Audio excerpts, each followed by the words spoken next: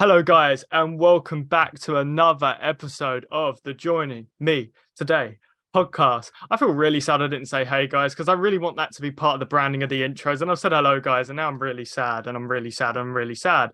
But anyway, see, that was funny. But anyway, and so welcome back to another episode of the Joining Me Today podcast, episode 13 of the podcast. You know what's going to happen. We've got another fantastic guest on the podcast. I'm so excited to jump in.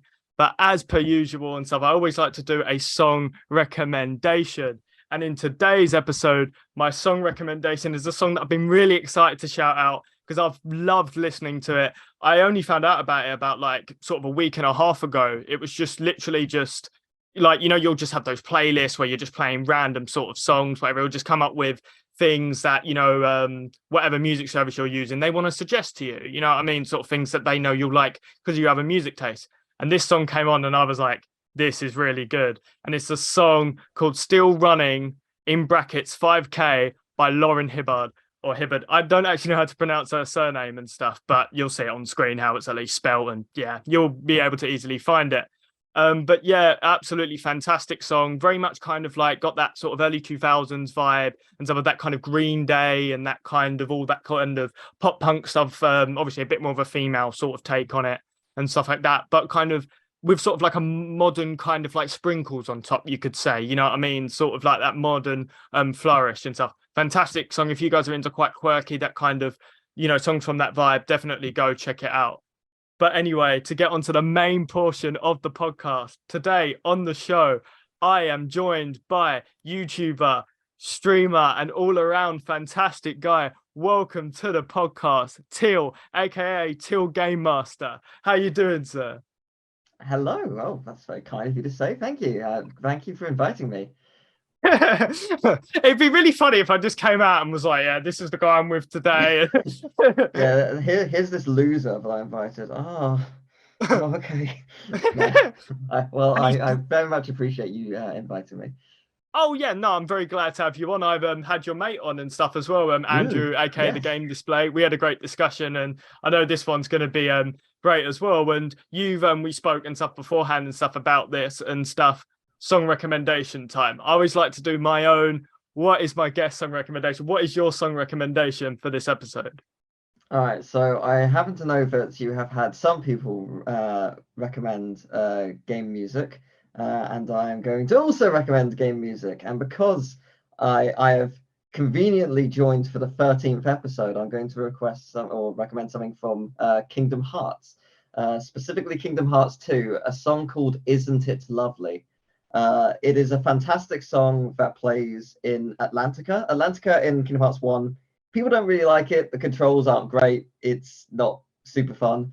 In Kingdom Hearts 2, it's a rhythm minigame world, and most people hate it. And the thing is, like, the rhythm elements of it, people, if they're going to do it, they just want to get to it immediately. So they don't sit around and listen to the actual world theme, and it just builds and builds and builds. And in the HD remix has glorious violins, and it's so good. So yeah, isn't it lovely? You could say it. Yeah, it is lovely. Yeah. That's some top level wordplay right there and stuff. I'm only joking with you, but yeah, no, I've never actually heard that song before. I It's really admittedly, good. I know you're a big fan of Kingdom Hearts. I genuinely have not listened to that much Kingdom Heart music, and I'm really sorry. Like, Oh, I know people you're in rave for a about the treat.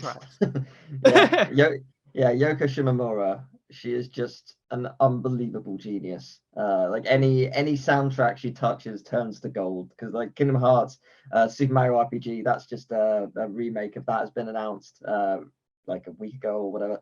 And yeah, like that's she's returning to compose the soundtrack again, and it just from what we've heard in the trailer, it sounds so much not better, but just so much, it has so much more life to it, just because it's technology has evolved since the game was first out in when was it, like early 90s, maybe mid 90s, so it's been a while. So like it's really, she's done phenomenal work. Like I'm almost certainly, if you haven't, if you play games, you have heard Yoko Shimomura's work somewhere. Like Street Fighter 2 is probably one of the ones that she does, but people aren't necessarily aware of. So yeah, like just fantastic mind for creating music. That's crazy. But so what? I didn't even know Street Fighter 2. That's great. So she works Yeah. on Kingdom Hearts, and do you know if that would include Guile's theme? Because I know that's like a really famous theme. Like, I'll have to let me look. Let me have a quick look. Let me see. Let me see. It would help if I could spell, wouldn't it? You know, it would. It would really help. Yep, Girls Themes her.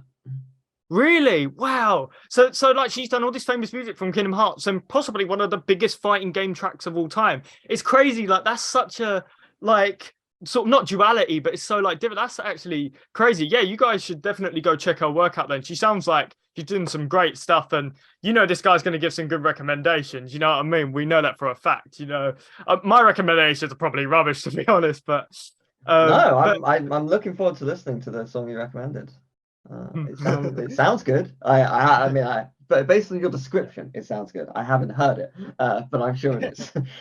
And we both So have. out of curiosity, sorry, go on. Yeah, go on. No, go on. You go on. I'll I talk was too gonna say, much. out of curiosity, what gaming soundtrack do you like to listen to? Either individual song or game, like which? Yeah. For me, for ages, I said, "Oh God, why can't I think of it off the top of my head?" For ages, there we go. For ages, I said Sonic Mania because to me, Sonic Mania soundtrack Yes. is absolutely fantastic. Studiopolis Zone's music, Yeah. like I felt like my life changed after hearing that. I was like, this is brilliant. I legit, I cried over hearing that music, which is insane because it's not even a sad song. But I just liked it that much because it just hit me, and I was like, this is Yeah. so good. But then I went on a little nostalgia trip one day, and I re-listened to the Sonic Rush soundtrack, and I went, oh my God, this is amazing because it has Yes. that it has elements of that kind of like, you know, like we're both from the UK, whatever, and stuff like that. I don't know how much you know about music and stuff like that, but sort of like it has very much the sort of music that was kind of big in sort of like the late 90s, early 2000s. It was that dance sort of stuff. And it reminds me a lot of that, you know, where it's just a lot of sounds and it's heavy sounds, but then it'll be like little sort of words in there. And it's hard to explain unless you listen to it, but it's very much that sort of dance club vibe and stuff like that. A lot of that stuff that was famous, stuff at the time, and stuff that's kind of I feel like it's very British and stuff like even relevant to music now. So you very like feel that, especially if you're from the UK. But I loved it. Have you ever listened to the Sonic Rush soundtrack? Yeah, I love it. I played Sonic Rush when it came out. I haven't played it in many years, but yeah, it's a fantastic soundtrack. By extension, I recommend people listen, if you like Sonic Rush, listen to the Jet Set Radio soundtrack. Same composer, phenomenal stuff. Really great. Yeah, Jet Set Radio is so I could good. talk about gaming music for literally years. So please do stop me if you get bored. Well, that's what this episode's about. We're going to talk for 7 hours about video game music. Cool. No one's allowed All to right leave. then. I mean, I have to be somewhere in not in a little bit, in like a couple hours. So, but we'll go for an hour or two. Yeah, I could do that. I've got a hospital appointment. That can be left. We've got Yeah. Jet Set Radio to talk Yeah. about. Yeah, I don't know who needs that. Who needs help when you got video game music? But anyway, moving sort of a little bit away from it. Obviously, we love sort of music, especially video game music and stuff. But moving a bit away from that, you're on here because of your fantastic channel. You know what I mean? It's been very successful, very deservedly successful, and stuff like that. You've had some brilliant, funny moments and stuff, some brilliant videos. But how did it all come about? How did the channel get started in the first place?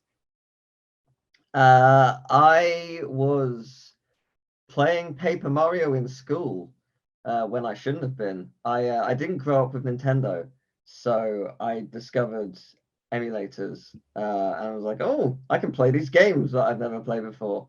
So I downloaded Paper Mario. I did buy it eventually, but yeah, I downloaded Paper Mario, and I got stuck.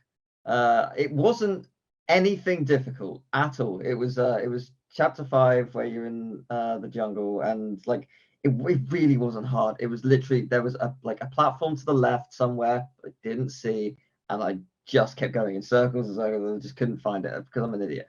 I was young. I don't know how old. I guess I was 14 because that's when I started the channel. So I was around that age. And I was just wondering, has anyone made videos on gaming?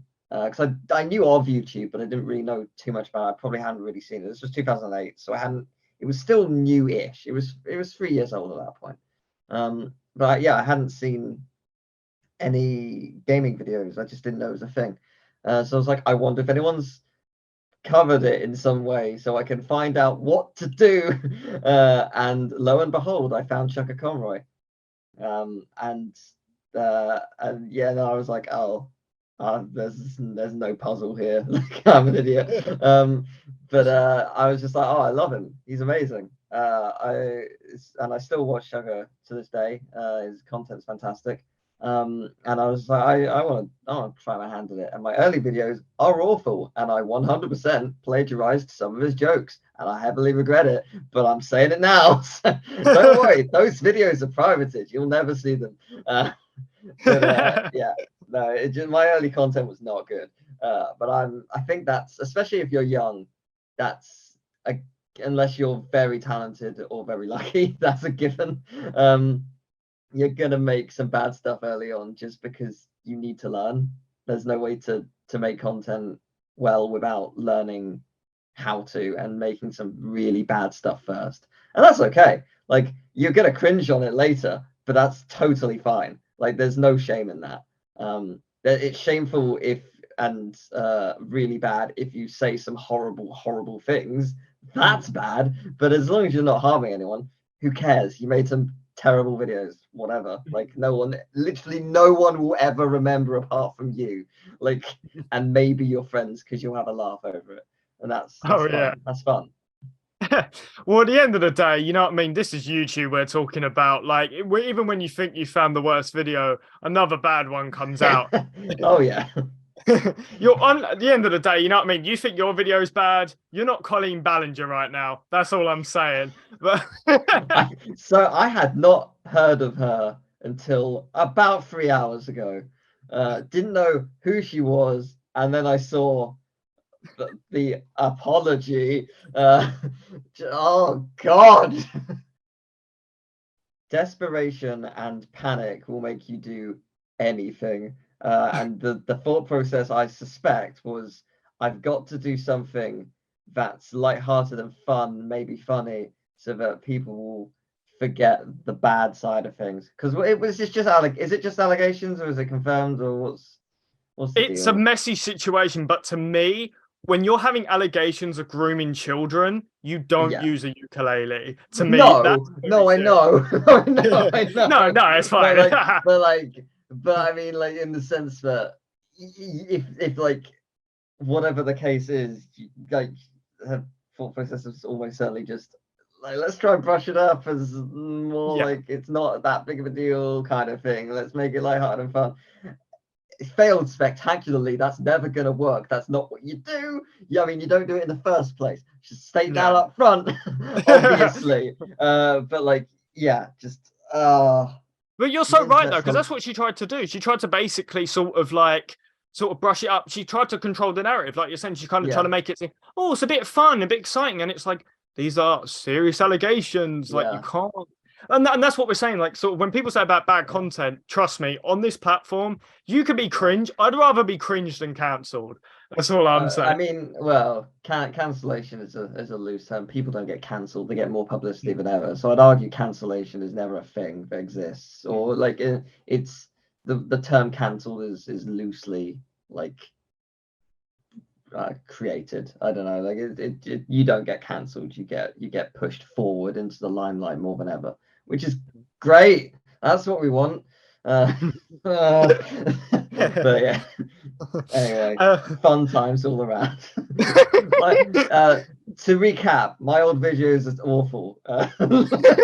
Sorry, I'm escalating the situation. No, I don't care. It's fun.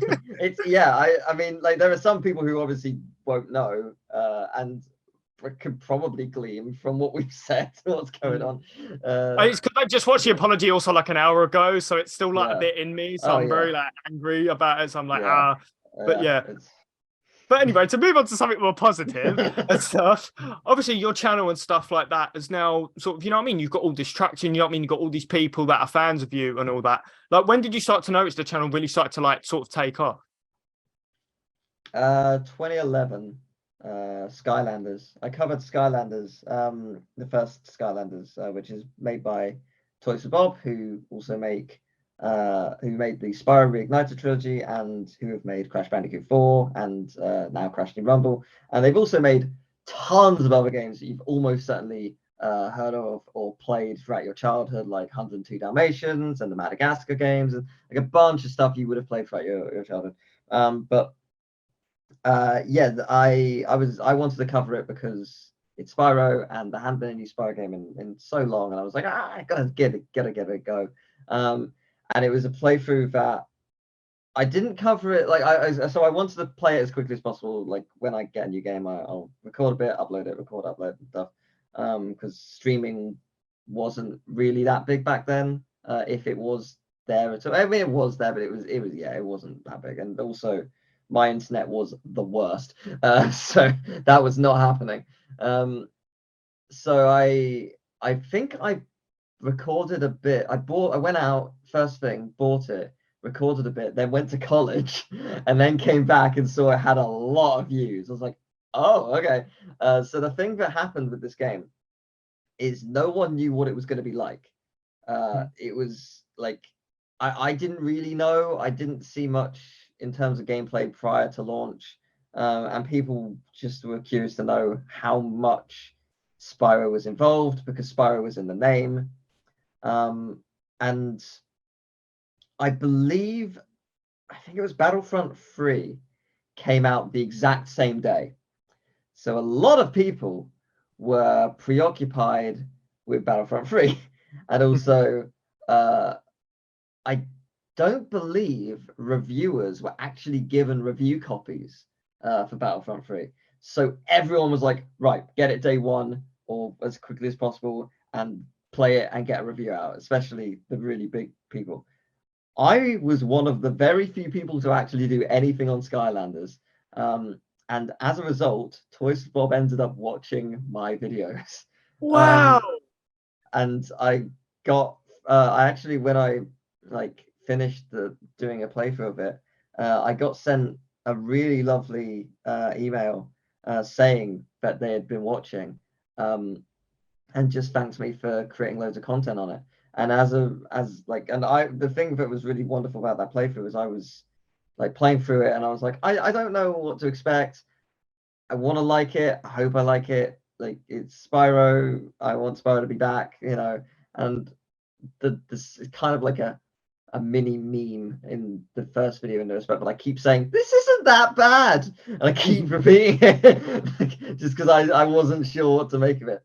And it's just like the whole of the first game is a journey of me slowly enjoying it more and more, and just really loving it. And yeah, with each passing game, I just kept the Toys Bob were very kind and sent me huge Skylander packages of just a ton of toys as well as the games, because Skylanders is basically collectible figures, and you put the figures on a portal and they play in game. For those who don't know, so yeah, there's around like 32 or so that release with each game, and they all play differently, and there's an insane amount of work.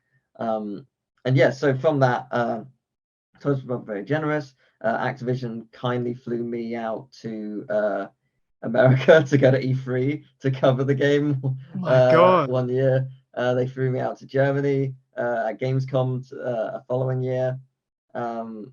And yeah, I've just had loads of opportunities, and from that I got to I went to the Toys for Bob offices in 2018, and I got to play Spyro Reignited before anyone else. They were just like so I went to E3 primarily to actually meet my friend because she was graduating, and so like, we're both going to E3, then I can go see you graduate. And while we were at E3, I got to play Spyro at like a press event. I got to talking to Paul Yan, the head of Toys for Bob, and he was just like, "Do you want to come to this studio?" Like, yeah.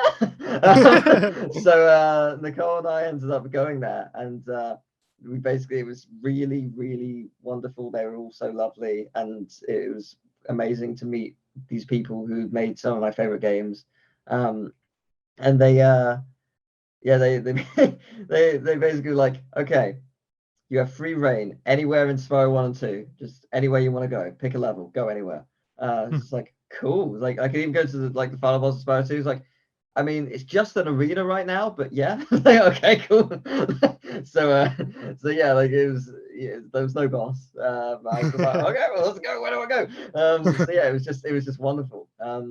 And yeah, I've still keep in touch with people from there. And like, I did interviews with them for Skylanders. Like, I did the developer commentary series, which was just like with a different member of Toys for Bob in every episode, covering, and like they got to talk about their work on the game and the various things.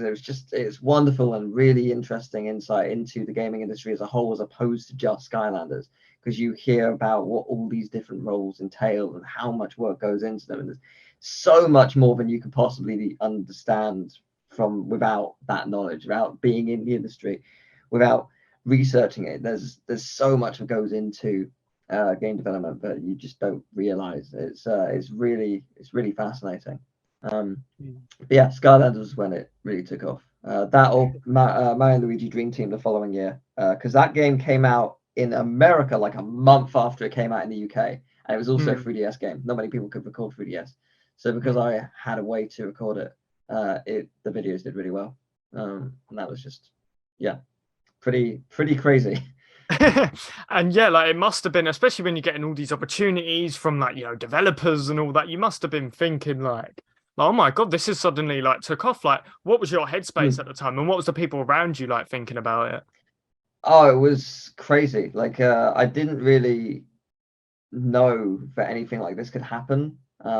It just didn't occur to me that that's what happens to people who are in the press. Like, they get invited to events, they cover them because that's what their job is. And it just didn't occur to me at all. So when it was happening, it was crazy. And yeah, I wanted to like take the opportunity and make sure I didn't mess it up. And just kept it going as much as I could. It was and I'm still here, so don't think I messed it up that bad. And Toys for Bob, if you're listening and stuff, like I'd be all right to, you know, I'd come do some stuff for you. You can make me head of the company. I'm fine with that. You know, I'm free Tuesdays. It's fine. Sort of on that sort of same note and stuff like that, whatever, and stuff like that. Like, how does it feel as well to like think that you've got like a fan base, like your own fan base? You've got people that are interested, you know what I mean, in watching stuff like this, like interviews with yourself, and are so interested in your videos and love following you. Like, what must that be like to have like a fan base? I mean, it's wonderful because it creates so many conversations. Whether you're on the same page or not, you can have a lot of interesting conversations and debate about games or topics or whatever. And that's why I really like streaming, because there's a chat and they talk to you, and you know, it's when you record like just a playthrough. I say just playthrough, but you know, you record a playthrough and you're talking, unless you're with someone, you're talking to yourself. You're just talking at a microphone whilst you're playing a game. And there's not a conversation to be had apart from a preemptive conversation, so to speak, because you're like, I'm going to talk about what questions might be asked as I'm playing, or I'm going to tell a story and it's going to be it's going to relate to this in some way, or I'm going to make a joke and people will laugh, hooray. Or with a stream, you know, it's you actually they're watching with a minor delay, admittedly, sometimes, but you know, they're watching and you're able to have this conversation. It's really wonderful, and it's so cool to see so many people comment, because like I'll see a name in the comments or in the chat and I'll be like, oh, it's great to see you again. I know who you are. There's hundreds of people who are like that, and it's really nice. And there are some people who won't watch everything. Like there are some people who do watch everything, and it's incredibly flattering. And there's some people who will just watch a specific game or a specific franchise, or whatever, and that's totally fine. Like people can watch or whatever they want. They can leave comments or they can leave none or whatever. But if you stuck around in any capacity, like it's very, very wonderful and very nice of you, and it's like it's something that you shouldn't take for granted. It's very easy to, but you shouldn't, because it is a wonderful thing, and you can meet wonderful people. I've met so many friends because I've talked to people. Like a lot of some of my best friends are just people who actually originally were in my stream chats, and we ended up talking a little bit after a stream, and we're just like, oh, let's talk more. We get on really well. Why not? And like my friend Harper, she came into one of my streams and just mentioned that she was streaming, and I was like, oh, what were you streaming? She said she was playing Bully. The can't think of what the company is. Rockstar? People who make Grand Theft Auto. Yeah, Rockstar. It's like, oh my god, what are they called? Yeah, it's Bully. She was streaming Bully, and I was just like, oh, I've not seen it before. And she was like, oh, you can watch the VODs if you want. I was like, and so after I finished streaming, I was like, yeah, all right, let's see what it's like. And she's like, oh, she's so funny. I love her videos. I love her streams. Okay, I'm gonna follow. And then next time she streamed, I just showed up, and then after that we got talking. Yeah, we're just really good friends now. And it's just like that kind of conversation, that kind of like sharing of I can't think of the word. My brain's just sort of shut down. Like sharing of just what is it's that kind of wow, community spirit and stuff, isn't it? That sort of being together. It's wonderful. We just get on really well, and that can happen with so many different people, and obviously it's not going to happen with everyone. But I mean, like I think that if you started a community, you're always going to find someone else and some other members of the community who you will definitely get along with. I think that's really easy in a speedrunning community as well, because everyone's banding together and everyone's super willing to help you out, especially when you're learning how to speedrun a game. But yeah, it's just it's really cool to have that opportunity to meet new people. It's so cool. Sort of staying on the sort of like YouTube note and stuff like that, sort of staying on that. You do Let's Play content. That's a massive part of like sort of what you do. And unfortunately, we've seen a lot of funny enough, you brought up Sugar Kano, one of the kind of pioneers of Let's Playing and stuff like that in the early days. And sadly, I feel like Let's Playing's kind of become a bit of a joke in the YouTube community, admittedly, and stuff like that. A lot of people don't do it now and stuff like that. Sort of a lot of the views and the attention on it and stuff like that isn't what it used to be. It used to be this big thing, and that's become sort of what it is now. It's more on streaming and all that. Sort of as somebody who's in that Let's Play space, what's your sort of opinion on the whole state of Let's Playing? I don't think Let's Playing is classed as being a joke, but it certainly has dwindled, and I would argue not in the amount that's being done, but more in how YouTube prioritizes it. The YouTube algorithm just shifted one day, and Let's Playing and gaming content as a whole generally just got pushed aside, whereas before it was risen higher than it ever could be. So I think that's kind of like a deterrent for some channels. It's why people go over to streams, because you're going to streaming is for a fan base, arguably more so, either a fan base or for a specific game. Like if you're a speedrunner, people will watch you either for you or for the game, because you play at a high level. Same with like competitive online games like Fortnite or now Crash Team Rumble and stuff like that. Whereas with YouTube, you cover Let's Plays, and I think it very much is determined on what kind of channel you are. So there are some people who will do exclusively Crash Bandicoot, or exclusively Kingdom Hearts, or exclusively Zelda, or whatever it may be. And then there are other channels like myself that will cover a wide range of games. I think those who cover a wide range of games gets, for lack of a better word, crippled by YouTube's algorithm somewhat. If you cover a specific game, people are going to keep watching because it's this game, it's this game, it's this game, it's this game, or it's this person, it's this person. If you cover everything, some people will watch me for Kingdom Hearts or Spyro or Crash or Mario or whatever. Like, so I've got 1,000 people for Mario. I've got 1,000 people for Skylanders. I've got 1,000 people for Spyro. So I've got a huge range of people who won't watch constantly because they didn't subscribe for that. And also some people, have lives and they are busy, like they have things to do like work or just their own personal things, and they're not going to be able to watch it. And that's totally fair enough. Like I'll never ever like complain about people not being able to watch. Like you've got to do your own thing. If you watch me, thank you. That's very, very kind of you to spend some of your time watching me. But yeah, I think that's the biggest problem, because if you cover a wide range of things, you're going to lose some of that retention. And it's much harder to survive now. I find like you'll see channels much bigger than me. Like I've seen playthrough channels with like 2 million subscribers, maybe more in some cases, and you're like, oh, they must be getting like hundreds of thousands of views per video. And some do, like people like Game Grumps, people are subscribed purely for them, not the games, because they are not great at every game. But they're very, very funny. They're very, very quick at any joke that they'll make.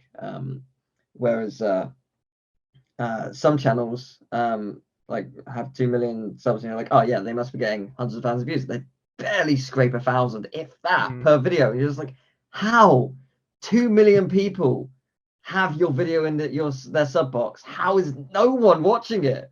That's so low. How is that possible? But it just that's the nature of things. It's it's certainly the same with my channel. Like I don't get a huge amount of views on a lot of my stuff, and that's okay. I'm fine with that.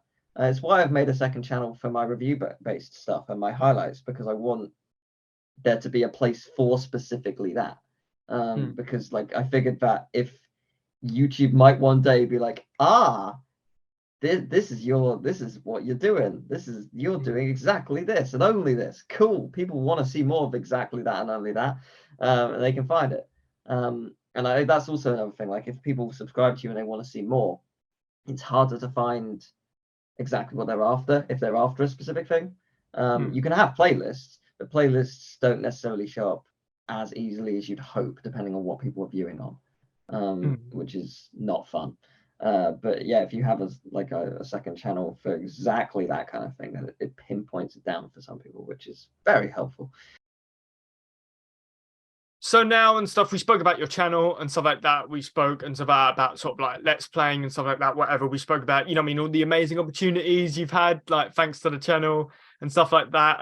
But I'd like to sort of go a little bit sort of away from your channel and stuff like that. I'd like to talk about your interest in voice acting and stuff, your interest in that whole field, like sort of what got you into the sort of world of voice acting, like what interests you about it? I mean, like just watching so many cartoons growing up, just loving so many characters, and just really relating to a bunch of things that I grew up with is wonderful. But I started doing like plays. I joined like some junior drama stuff, and there's like some of it was like a Wednesdays after school kind of thing, and some of it was like a summer camp of sorts where you do it for like a couple weeks during summer when you're off school, and you learn and rehearse a play and perform it, like, or not necessarily a full play, but like parts of a play, because at that point you're quite young to learn a full play. But yeah, I don't know how, especially in a couple of weeks, like over a course of a long 2 weeks is no, it's a bit much. Because yeah, we were 8, 9, 10 around that time, so yeah, quite young. And then yeah, I started doing. I was with a group called Youth Theatre, where we did a lot of really cool stuff. We devised our own plays. We did some performances which were al fresco, like we performed in a bus station, because it was a play called A Million Tiny Plays About Britain, and it was like little. It was a book that from conversations that this guy overheard around London. So it was just like it was real conversations, and we acted them out in a bus station to actually add a little bit more life to it, as opposed to just being in a theatre. And it was really cool. We did some really, really cool stuff like that, and I really like acting. but I find I get quite embarrassed performing in that kind of environment. I don't really know why, because I don't know.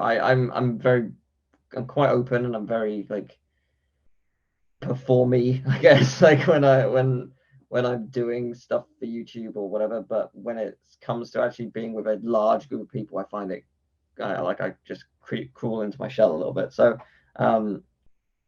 voice acting, you are performing to a couple of people in a booth who are going to be listening back and being like, okay, that's good, or do this way or whatever. But it isn't as, I guess, scary or intense for me personally. So it's a much easier thing. I like manipulating my voice in, I don't know, just in that environment. It's a lot of fun to try and do some things like that, and try and create different characters. And like, I don't know, it's voice acting is a very different thing though to plays. Like, it's plays, you have to be moving around so much, and voice acting you're just standing there in front of a microphone. And you can do a lot with your body and your voice and whatnot, but you are confined to being right there. There's a mic there. You need to speak into it. You can't go over there and do a thing, a monologue over there. You have to be here. You have to stay there. So it's a very different ball game, but I really like it. It's a lot of fun. Is there anybody sort of like from the voice acting field that you like really look up to, that you like aspire to sort of be like? Yes, Jim Cummings. Yeah, he's phenomenal. He is the voice of Darkwing Duck, as well as like 1,000 other characters. But yeah, I grew up watching Darkwing Duck, and it's one of those cartoons, those Disney cartoons that just, it has a big following, but a cult following. Like, it's not as well known as, say, DuckTales. DuckTales is the one that people more attached to, and was more beloved, and Darkwing Duck is just so good. I'm not saying that it's better than DuckTales. I think they're on equal playing fields, but they're very different, and it's so funny.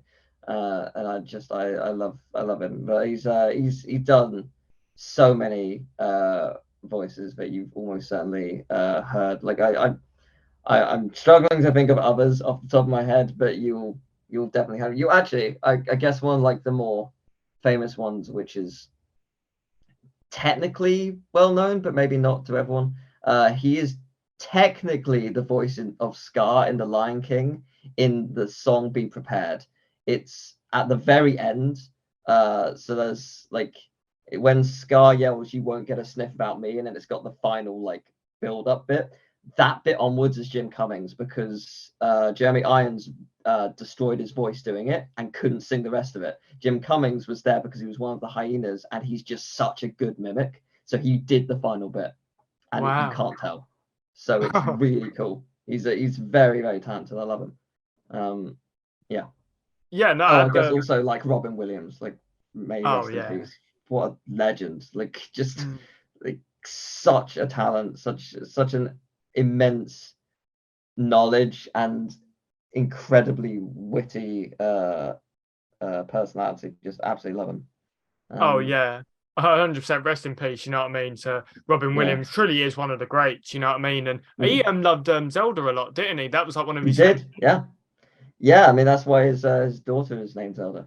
Which is crazy to think about, and somebody of his age to love a video game series is quite like crazy. Yeah, but I mean, even like anyone of any walk of life can discover video games and fall in love with them. Like, people who like celebrities, like, some people just think of them as like, oh, they must live this lifestyle, but no, they're just normal people who love games or love these movies or shows or whatever. Like, whatever you enjoy, someone else out there equally loves it. They just may not express it as much as you do, or maybe even you might not express it yourself, but they love it as well. Sort of, in terms of like actual like sort of things you've done in voice acting, is there any specific voice acting jobs you've been able to do? Like, have you featured in any games or other media? Oh, I wish. No, it's mostly just like general YouTube stuff. I was the voice of Dementio in an animated series called Total Drama Island. Total Drama Island is an animated show, but there's a Mario parody called Total, and I was Dementio from Super Paper Mario, and it was a lot of fun. It's really cool. I wasn't in it for too long. It was just a couple episodes, but it was really cool. And yeah, I've just done like little mini things across the board, and hoping for that like little break that will help me boost me out into other places. But I mean, it's I enjoy it, and you know, I'll a lot of it I guess comes into like playthroughs, because a lot of games don't necessarily have voice acting, or when they do have voice acting, not every line is done. So especially something like Persona, the social links or a bunch of like mini conversations aren't voice actors, so a lot of the fun is not in necessarily able to mimic every voice, because I don't have the range to make my voice become extremely feminine, or sound exactly like everyone, because that's not what my vocal range is, and not many people can do that. Like I can go higher, but I can't like completely manipulate it to whatever. But the fun in it is trying to mimic the personality and the tone and the way they pronounce things. Capturing that essence of the character is a fun challenge. It's something that you can only really do if you at least listen to them a little bit. Like, if you listen to them for like 3 or so conversations, you'll have an idea on how they speak. But if you've just heard like one line, you'll be like, okay, I'm definitely not going to get this perfect. Like, there's no way. I don't know what they're like. I've heard a line. I know the how high or deep their voice is. That's pretty much all I got to work on. So yeah, it's a fun challenge. I like doing that.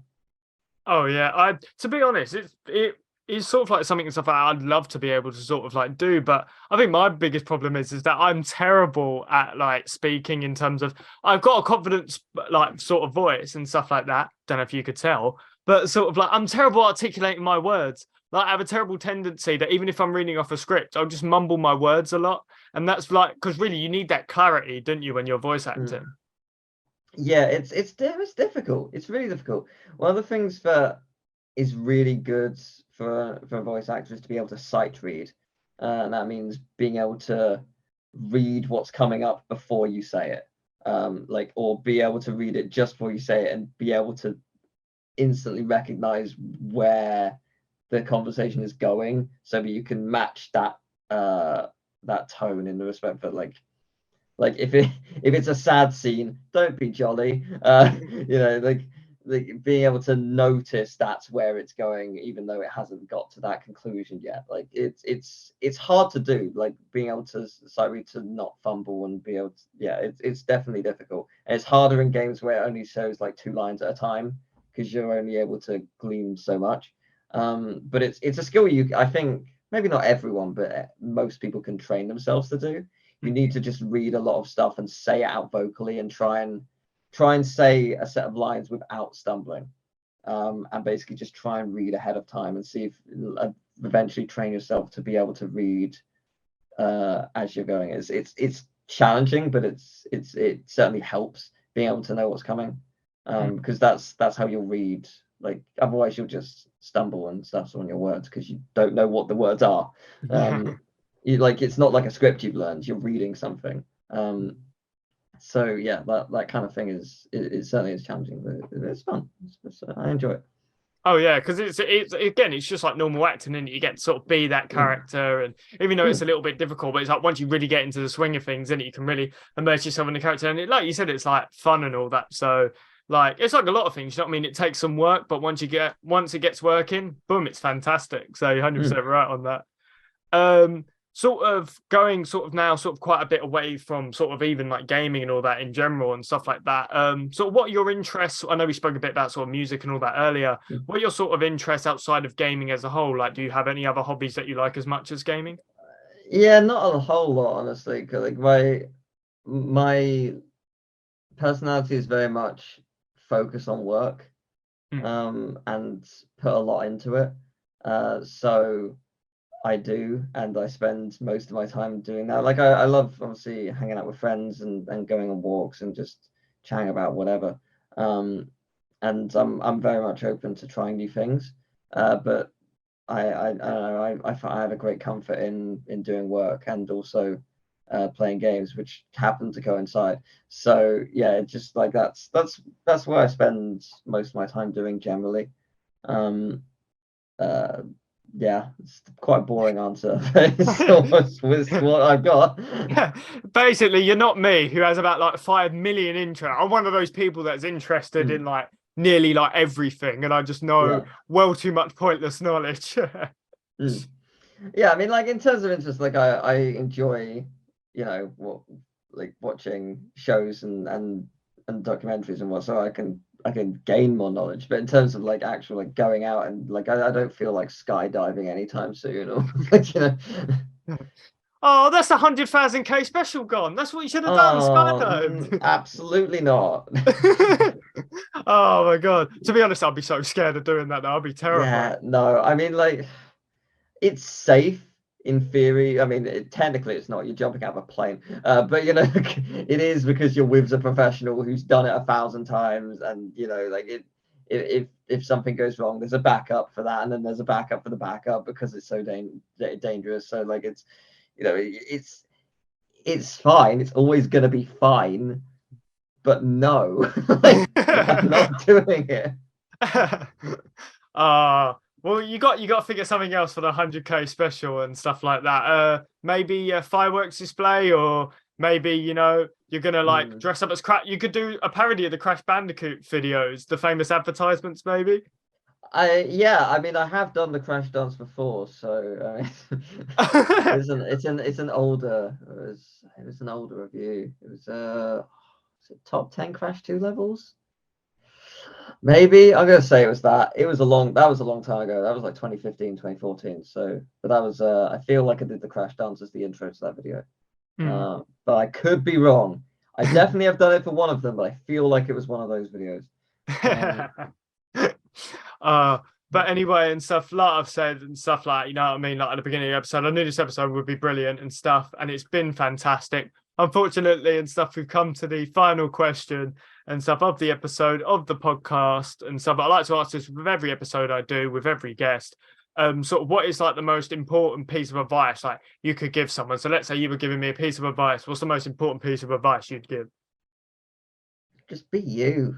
Like, don't be afraid to be yourself. Assuming you're not doing anything illegal, like just be yourself. You'll just have more fun that way. There's no shame, like there's no problems, there's no well like worries. Just being you is special and a gift, and it's gonna help you more. It's more healthy for you, and you're gonna meet more people like yourself because you are being you. If you hide who you really are, like you're not gonna meet the people who share the same interests, and Mm. because you're not sharing who you are, and someone else isn't there to be like, oh, I like that too. Like, oh great, good, cool, yeah, we should hang out. You know, like that just won't happen if you don't be you. So be you. Mm.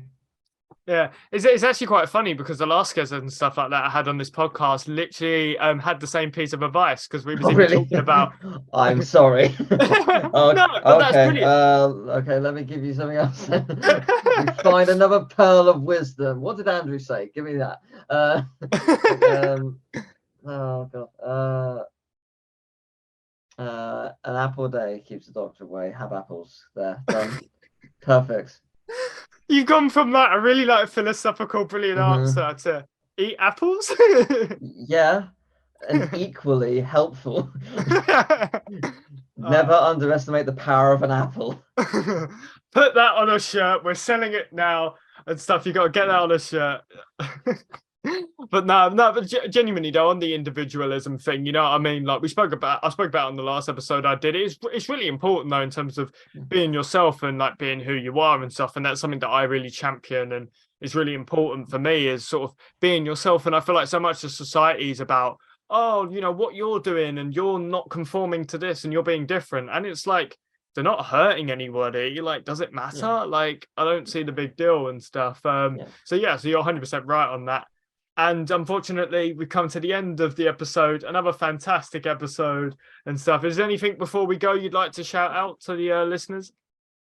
Uh, no, I don't know. Just maybe check out some stuff. Like the stuff I'm most proud of is in either my side channel Teal's Tales or on Tealgamemaster the Teal's Tales playlist. It's just a mixture of review based stuff, whether or funny type. Like I do a yearly quiz of gaming news, and each video is like 3 hours, but it is really funny. It's just five of my friends trying to solve a quiz, and it's just ridiculous each year. Or I did like reviews where I played every Looney Tunes game. There are over 400 of them. It's a lot. I currently, I don't know when this is going out. I'm aiming for April 9th of July. I'm working on a video where I am ranking every single Barbie game in Wow. celebration of the upcoming Barbie movie, which is out 19th of July, I believe. So I'm getting it out before then, but I'm working on that, and it's really funny. And I'm really glad that I didn't release it earlier because they just announced that there's like a Barbie Xbox console and like a Barbie cameo in Forza Horizon. Like, right, I can add that in. Cool. It didn't come out. It didn't get announced after the video's out. Great. So yeah, like that's something I'm working on. It's not out yet, but I'm very proud of it. I think it's very fun. It's very funny, and I know so much about Barbie now. So, I'm so sorry for you, man. Like, yeah, I don't know how. nah, it's awesome. No, it's great. The thing I was very open minded about going in. I was looking forward to it. I was hoping. I knew there was going to be some awful games, but I was hoping there was going to be some amazing ones, and there really is. There's some genuinely fantastic games, but it's super fun. And I tell you what, even some of the bad games have amazing soundtracks. True epic soundtracks. It is so cool. Like, it's been really fun to play and to research and to just it's really cool. There's a lot of twists and turns that I think people wouldn't expect from it. So yeah, I'm looking forward to releasing it. But yeah, that sounds pretty. I never thought I'd ever hear somebody say that Barbie games are fantastic, but there we go. Yeah, you guys should definitely go check that out. Go check out this guy's main channel. Check out his side channel. He's doing fantastic stuff and stuff. Go check out one of his live streams and stuff when he live streams. He's a fantastic guy and stuff.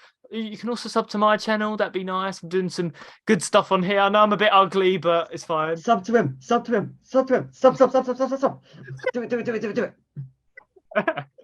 But anyway, hope you guys enjoyed this episode. See you guys next time. Peace out.